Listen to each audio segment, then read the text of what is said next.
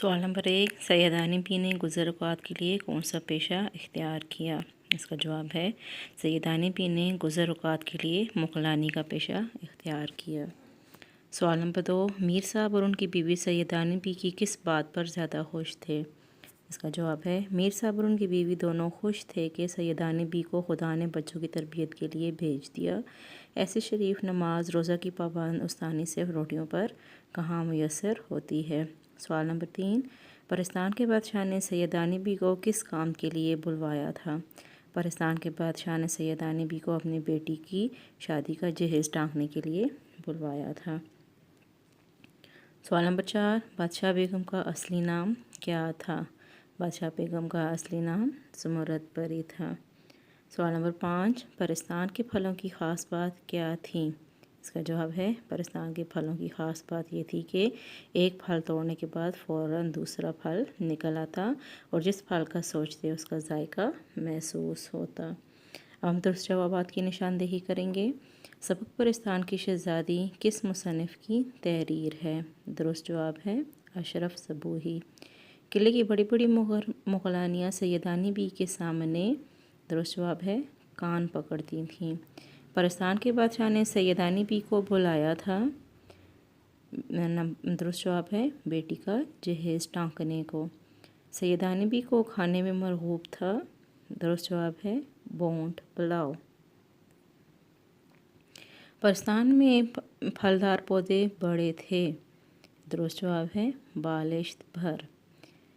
पाकिस्तान से सैयदानी बी को इनाम में क्या मिला। दुरुस्त जवाब है जवाहरात। कॉलम मिलाएं।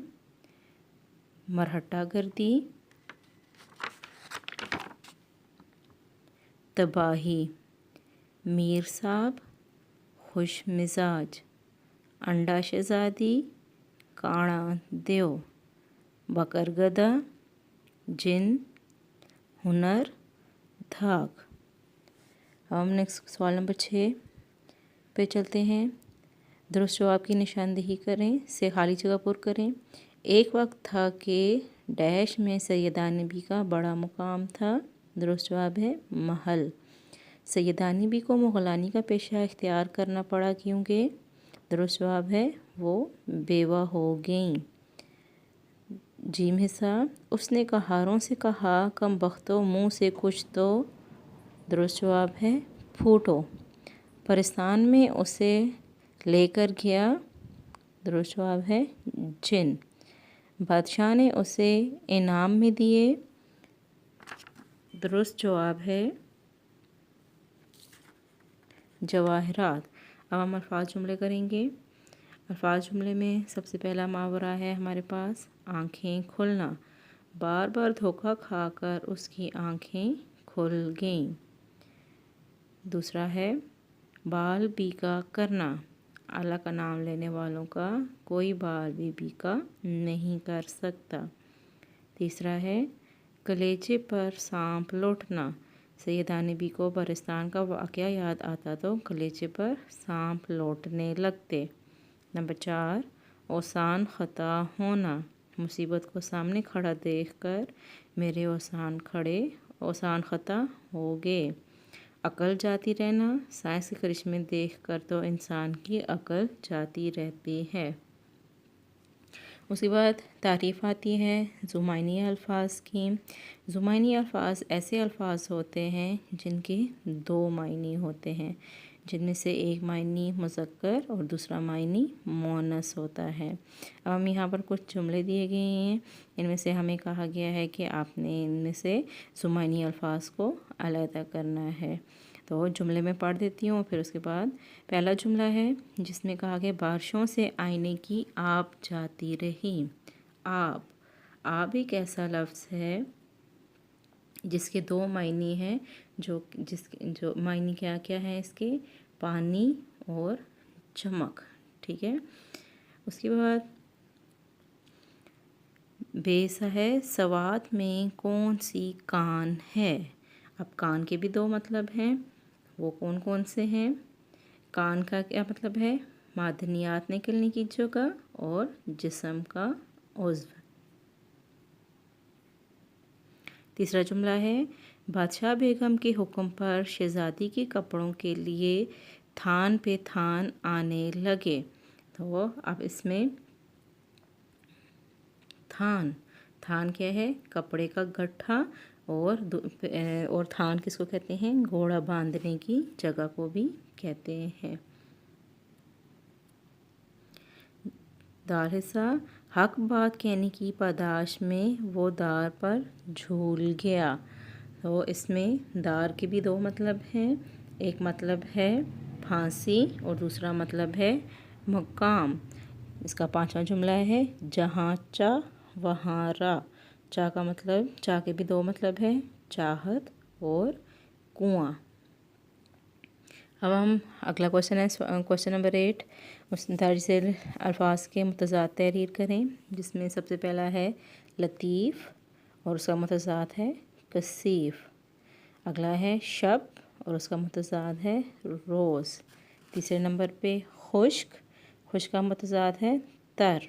चौथे नंबर पे जुफ्त, जुफ्त का मुतज़ाद है ताक। पाँचवें नंबर पे शीरी, शीरी का मुतज़ाद है तल्ख। अगला है नशेब, नशेब का है फराज। अगला सबसे आखिरी तरियाक, तरियाक का मुतज़ाद है जहर। उसके बाद फिर हमारी एक आती है तारीफ़, जो कि है तशबीह। तशबीह आपने अपनी 9th क्लास में पढ़ी है। तशबीह का क्या मतलब है? किसी एक चीज़ को किसी दूसरी चीज़ के किसी खूबी की वजह से किसी दूसरी की मानंद करार देना तशबीह कहलाता है। जैसे पानी बर्फ़ की तरह ठंडा है, सुहेब शेर की मानंद दलेर है। इनमें दोनों बातों का ख्याल रखना पड़ता है। जब एक चीज़ को दूसरी चीज़ से तशबीह दी जाती है तो दोनों में किसी मुश्तरक सिफ़ का पाया जाना ज़रूरी है। दूसरा ये कि जिस चीज़ से तशबीह दी जाए उसमें ये खूबी या वस्फ़ मौजूद हो। तशबीह के 5 अरकान हैं, मुशब्बा, मुशब्बा, वजह शुबहा, गर्ज़ शुबहा और हर्फ़ तशबीह। तो मुशब्बा क्या है? जिस चीज़ को दूसरी चीज़ की मानंद करार दिया जाए। मुशब्बा जिस चीज़ से किसी चीज़ को तशबीह दी जाए। वजह शुबहा के उनको किस वजह से तशबीह दी जा रही है? वो मुश्तरक सिर्फ जिसकी वजह से एक चीज़ को दूसरी चीज़ के मानंद करार दिया जाए।